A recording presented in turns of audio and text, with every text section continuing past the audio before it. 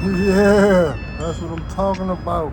We back in this thing, you know what I'm saying? The latest edition, Hood Money, back at you. For playoff positioning time, you know what I'm saying? Playoff winning time. It's that season. It's playoff time. College, pros, we out there. We got extra picks, you know what I'm saying, this season. Because, last season wasn't enough picks on that board. So, we had to get you a couple more. We got semifinals. We got wild card weekend. It's all up. It's all up. You know what I'm saying? 25% of the coaches got fired from this season. Like I said, it was a wild season. A little weird season this year, you know what I'm saying? But, we made it through.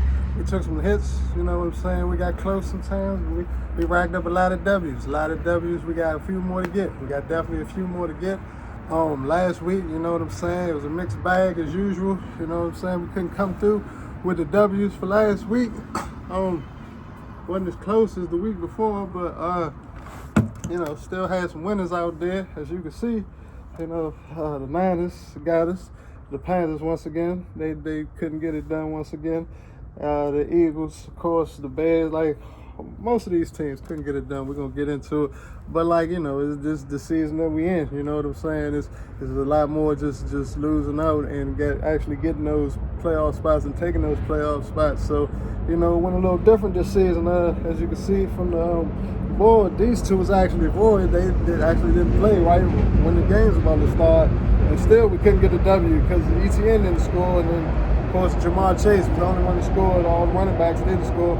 Over underboard, me and my man from the streets went an extra pick. We both came up with the same 2 for 5 action. You know what I'm saying? It got us another tie for the season. 85-5. You know what I'm saying? We're gonna get into some other type of different type of over/under bets for these next few weeks with me and my man from the street.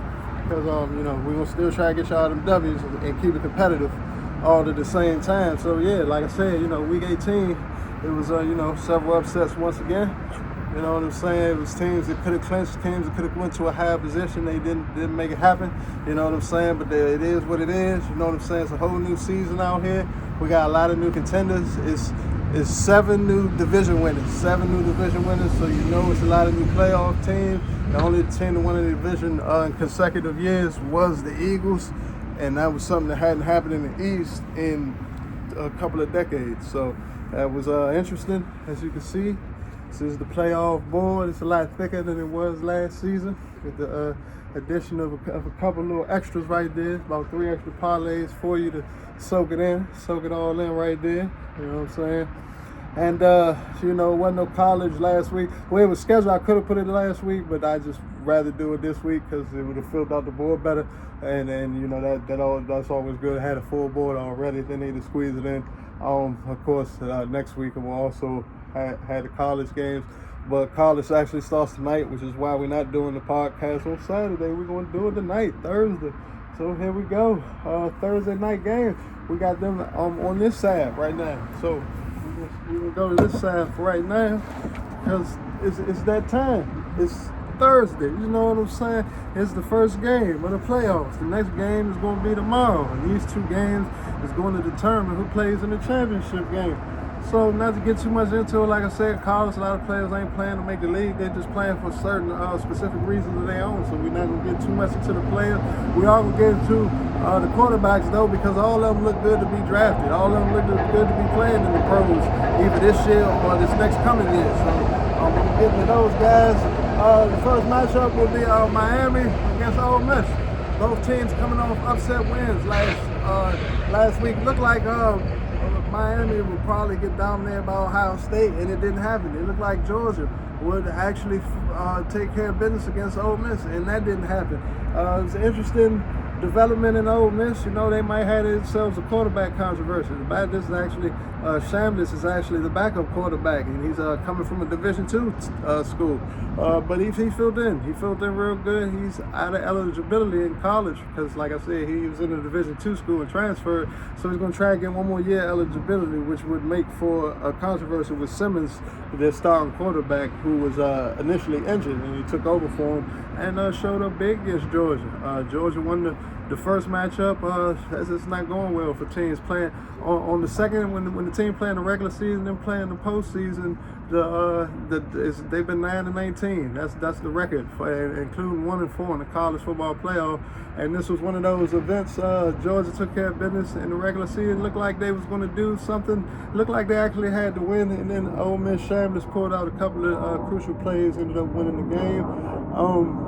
It's going to be a close game. I like a close matchup. I like a defensive matchup more so than an offensive explosion. I know Ole Miss puts up a lot of points usually against these teams. These games usually played over. Miami has a serious defense out there, and they have who I consider to be the best quarterback that would be in the draft. Like I've been saying, in Carson Beck. Carson Beck actually played for Georgia. Looked like it might be a Miami-Georgia matchup for a minute, but he actually played in Georgia. He's won a championship in Georgia. Transferred to Miami. Wanted to see how he could do in the ACC. Miami shouldn't even have been here. Would have failed to Notre Dame, but they're here. You know what I'm saying? They got here. You know what I'm saying? They're ready to play. They pulled off 2 big wins against a team with a top 5 offense, a top 5 defense, and the team, Texas A&M, and the team that has probably the most NFL-ready players in Ohio State. So I look for Miami to take care of business. The line is a field goal line. I look for Miami to take care of business here. I look for them to win on the money line and on that spread for Carson Beck to make another championship appearance and face the other team that I said was going to be in it from the beginning. I said it was going to be Indiana and Ohio State. That's not going to happen. But Indiana is still in the fight. As you can see with our next game on Friday, they will be playing Oregon. This is an interesting matchup right here. Oregon, perennial Pac-12 teams, have Swiss conferences, but still mostly a Pac-12 team. Pac-12 teams, they usually have good quarterbacks. As you can tell, most recently with Dylan Gabriel and Marcus Mariota, and the list goes on, or Bo Nix. The list goes on with recent Oregon quarterbacks. But their defense has not necessarily been the greatest. Indiana's an interesting team. Indiana has zero. They have 0 5-star recruits. They have 0 5-star recruits, meaning that they're just all out there just playing. They're just playing good. What it really is coaching out there. I mean, sometimes you just coach so great. You guys all the greats with the Lakers, the Bulls, the Dodgers. When you got a great coach, you yield great results. They don't necessarily have the best players, but they do have the Heisman Trophy winner and Fernando Mendoza, and they also have his brother at the quarterback once he goes to the league. His brother will be coming right behind him. Indiana's beat some power teams. They've beaten Oregon. They beat Ohio State. They decimated Alabama last week. You know what I'm saying? That's the only name you probably know is Mendoza, but they have a pretty good team. They have a solid offense. They have a great offensive line to protect that guy. Running game is pretty decent. Oregon, Dan Lanning out there will be going against Coach Curt Cinetti from Indiana. Both of them are pretty decent coaches. Lanning hasn't been able to put it together as of yet. Oregon still has not won the championship. Both of them will be trying to go to the championship with a victory here. Indiana is the losingest team in the Power 5 conference, but like I said, Dan Lanning has never had a losing season in his career ever, at any school ever. Took over for Indiana last year. They started winning, and now they're number 1. I look for them to win this game both on the spread and on the money line in a high-scoring affair out there in a crucial bowl game to get to the championship. All right, now we go back to the NFL because, that's where the big boys play, and, we'll have a rematch here in the playoffs, a couple rematches. As you can tell from the board, we have our first game is going to be the Rams and the Panthers. All right, the Rams fell to the Panthers in the regular season, and, that result was tricky because it was the same spread. The Panthers looked like, Rams looked like they was on their way to the number 1 seed, stumbled against the Panthers. Since then, took a couple of more losses, ended up falling all the way to the 5 seed.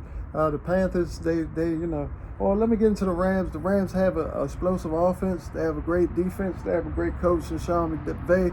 Matthew Stafford's back, has been holding up well. Devontae Adams should be back for the playoff push, along with who they already have in the core, and Kyron Williams and Higbee and Cody Parkinson. I look for the Rams to be in the championship game.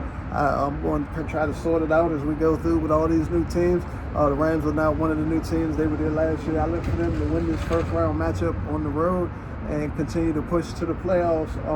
As far as the Panthers, 10.5, that's a big line. I look for the Panthers to cover this line. The Panthers did win, so they must have some matchup advantages if they actually beat these guys. It was a pick six that actually turned that game. I don't see that happening again. Bryce Young in a division where they just snuck in basically, because it was like I said, like I had on the board last week, I knew the Panthers would I would like for the Panthers to cover the spread or win the game, but I kind of figured they was going to lose the game and still make the playoffs, because that's how the season's been going. People have been losing and getting in.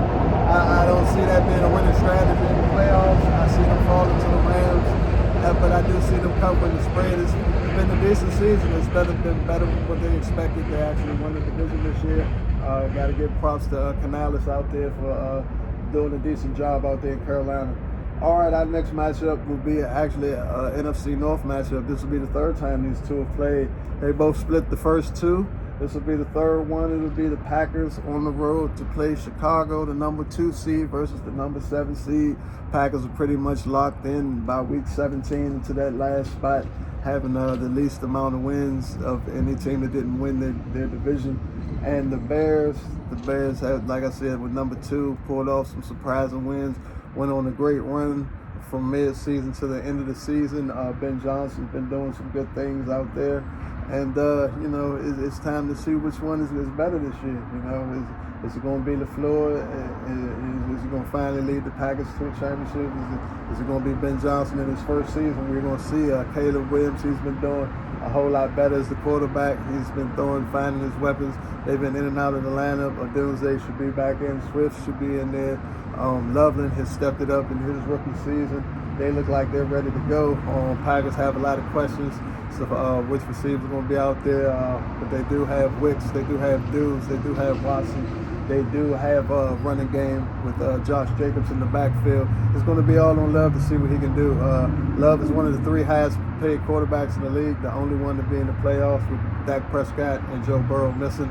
The other 2 to round out the top 5 would be Trevor Lawrence and Josh Allen. We'll get into that in our next matchup coming up. But for this matchup, I actually like the Bears. I like what Ben Johnson's been doing. I like how he's coached the team up. Like I said last year, they had all the players. It was just a quarterback this year. And he looks like he's tweaked it enough so that the Bears can actually get this win at home. Not sure if they have enough to make a full run, but they do have a lot of good players. So anything is possible. But I definitely see them winning this game. I'd take them on the money line. All right, that leads us to our next matchup, Bills-Jaguars. Tell the 2 different quarterbacks that had 2 different routes. Both of them were first-round picks. Trevor Lawrence was the number 1 pick.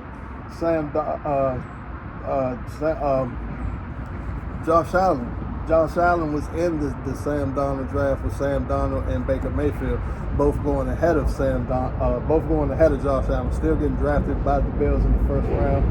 These 2 will be playing each other. Like I said, Jaguars didn't make the playoffs last year. The Bills did. Bills have been on an impressive run. The Bills are my favorite to actually be in the championship game and win the Super Bowl this year, simply because this is Josh Allen's year. I mean, he's been good since the start. Guys like Sam Darnold, guys like Baker Mayfield, guys like Trevor Lawrence, they're just now catching on in their 7th year. Josh Allen was great in his first season and has only impressed since then. Always been in the MVP race, perennially in the playoffs, challenging for a championship. A couple of hiccups. Mahomes has been his kryptonite in the playoffs. Mahomes isn't there. Burrow isn't there. Mahomes isn't there. Herbert is another one of those guys who has been there but hasn't put together any postseason success. Allen definitely has more postseason experience and success than anybody that's playing in the AFC playoffs. And it's for this reason I'm going to definitely go with Josh Allen and James Cook and Khalil Shakir and Keon Coleman on the rest of those guys with that defense out there to go on the road, have a good time in Florida, and take care of the Jaguars with that spread. The Jaguars have had a good season. Trevor Lawrence, ETN, has gotten that 2-man game going once again. In Jacksonville, they had a good run a couple years back, and then it fell off, and now it seems to be back. The addition of Jacoby Myers was big to pair with those other receivers and to pair with Thomas and those other pass catchers they have out there. They have an interesting season, but like I said, their division isn't the toughest. They did get hot at the end, and Trevor Lawrence had a few fluky wins. I don't believe that this is a team that will make a championship run, even though they had a chance to get the number one seed as early as last week. It would have took a lot, but they could have got it. I do see them going home first round exit for the Jaguars. Bills take care of the Jaguars. Our next matchup will be the Niners and the Eagles, two perennial playoff contenders.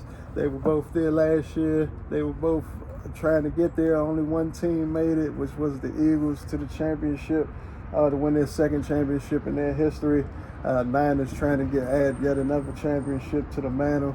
Haven't won one in a while, but they do have the pieces. They do have the weapons. They have been a couple of times in the past 5 years, and Brock Purdy has been a great addition ever since he's taken over for Jimmy Garoppolo.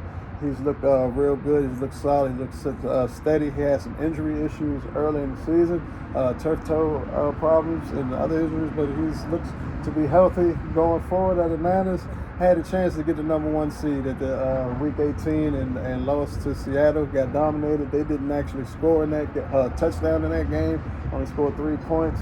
Wasn't the best showing, so now they'll be on the road, and they actually fell to the 6th seed, and they will be playing the Eagles, who could have had a chance at the 2 seed had they beat the lowly Commanders, and they couldn't take care of business, so they dropped to the 3 seed.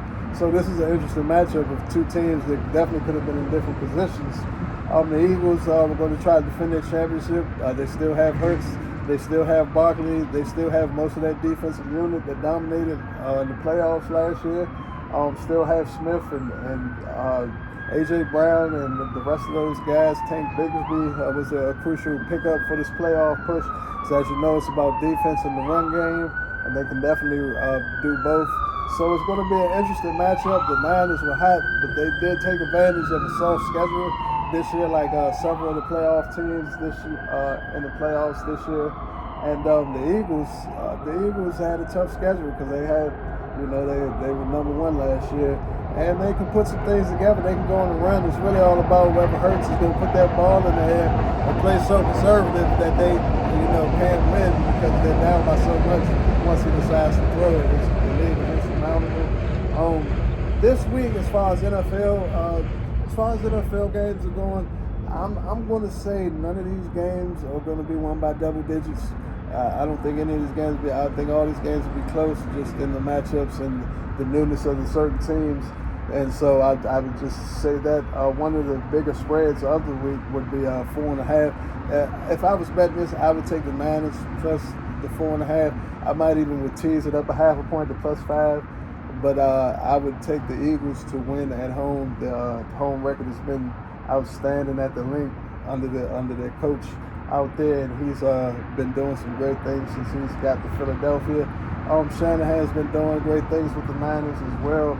I just think they took advantage of a very soft schedule, and even though they got some crucial wins within their division, which was very tough, I believe it's going to be a close game. It could go either way. I was on the fence a lot about this game, but I'm going to go with the Eagles. I'm going to take the Eagles to win, but I'm going to take the Niners to cover the spreads. You will see with my parlays, they're all tight, but they will make sense to you. The last 2 games will be the Chargers on the road playing the Patriots. One of the newcomers versus one of the teams that are hit and miss, sometimes in, sometimes not. This year they're in. Herbert's been playing with a broken non-throwing hand for the past few weeks. Hopefully he got some treatment on that and he got some rest on that, and he'll be ready. He'll be fully ready to go with the Khalil Mack on the D and that running game that they have with receivers that they have. Keenan Allen coming back over from the Bears to go with Johnson out there, and the rest of those guys. Bosa, like I said, with Khalil Mack and on that, there's an interesting team because it seems like every season when they make the playoffs, they have a chance to go far, and they never do. Justin Herbert, like I said, one of those Oregon quarterbacks. You know what I'm saying? One of those guys. He looks good in the regular season, but it seems to fall apart in the playoffs, like it usually had in college for the Oregon players. Pretty much probably going to be the same thing. I mean, we have a newcomer, the Patriots. Patriots are another interesting team. They took advantage of a soft schedule, but at the same time, they were beating the hell out of teams left and right. The coach that they have has actually won bows with the team that he coaches, so he knows how to win. He knows how to get it done. He was around Belichick for a long time, so he has the tools to coach his team up, and he has done just that.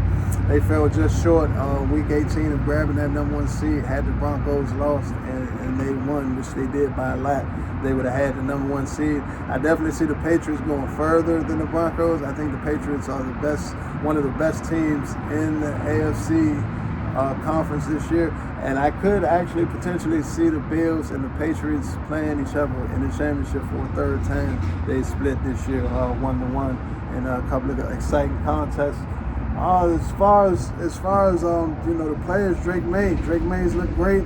Drake May and Bo Nix look great this year, but I mean, I'm a Commanders fan. Like I said, people ask me which one do you think is better now, and I'm still gonna say Jayden Daniels. I mean, both Drake May and Bo Nix had soft schedules because they didn't do no winning last year. Jayden Daniels made it all the way to the championship game. He was one game short of making the Super Bowl. I mean, all three of them started off at the same time. Williams, Nix, they all started off at the same time. So, Drake May came the year later, but, no, they all started at the same time, but Jayden Daniels went further when he started. They took benefits of soft schedule. It is what it is. But yes, I definitely think still Jayden Daniels is the better player. But for this game, I'm going to take the Patriots. I'm going to take the Patriots to win at home. And like I said, I think they could potentially win this game and the next game and set up an interesting championship matchup. And that would lead us to our last game for this NFL's playoff week would be the Texans. The Texans will be going on the road to play the Steelers. The Texans have the league's best D going right now, and they've been putting it together at the right time. They made this late season run. Everything looks good going forward. They are the hottest team in the league going into the playoffs, which is always a great thing. Sporting that impressive winning streak it is, they'll be going on the road, and they will be challenging the Steelers who snuck in. Like I said, my prediction was the Steelers were going to finish under 500, and that prediction was good for like 75% of the season. They were 6-6 at a point, and it looked like they could definitely finish 8-9, especially if they got swept by the Ravens. And it didn't happen. If that would have happened, I would have hit on my pick, and it might have been Tomlin getting fired instead of John Harbaugh. But instead, the Ravens on the last game of the season once again messed it up in the closing seconds. The field goal kicker couldn't come through. The Ravens got swept by the Steelers. John Harbaugh lost his job. Everything is elementary. Mike Tomlin, once again, one of the winningest guys, one of the winningest coaches out there ever. Is definitely a Hall of Famer. I like what he did this year. He's going to have to get this W. He's probably going to have to get this W still to keep his job. I mean, they haven't fared well in the past few postseason appearances, not going far at all. They have an aged roster. They have Aaron Rodgers, he is the oldest quarterback in the playoffs. Running game is decent with Warren out there. They're going to get DK Metcalf back. Little to no damage made out of that. They did lose to Cleveland, but bounced back.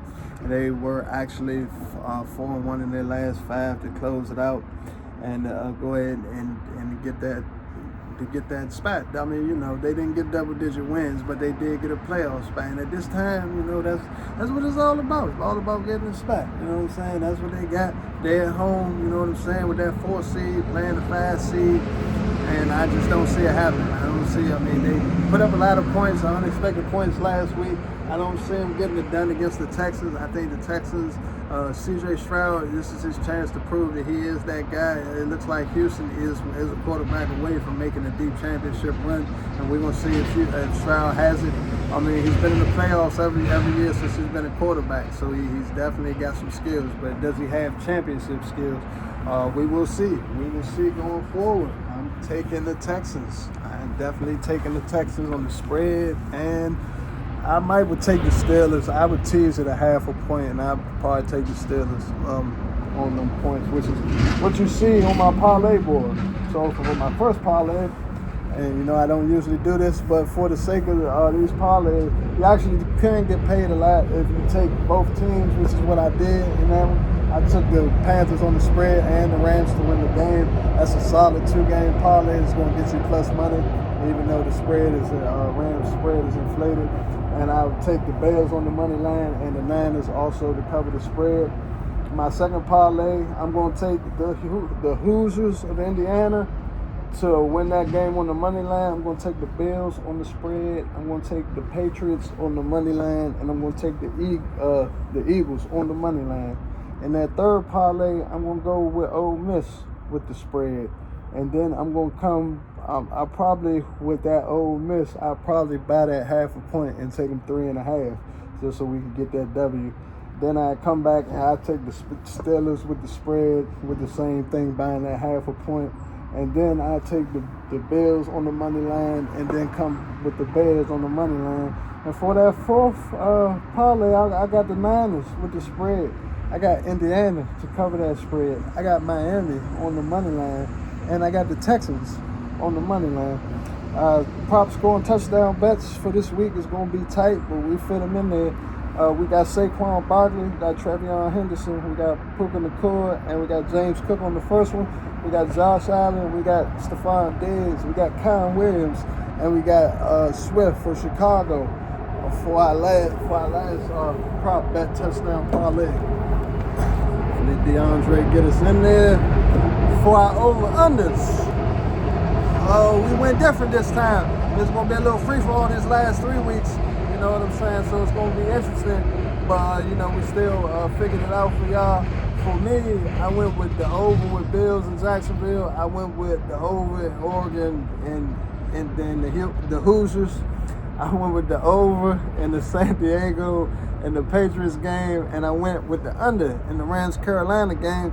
And my man from the street, he did the opposite, but my man from the street say they all under. They all under except for the Pittsburgh-Houston joint. So just if you wanted to know that, my man say everything under except for the Pittsburgh-Houston joint. But his actual picks, we went under with Green Bay, Chicago. We went under with San Francisco and Philly.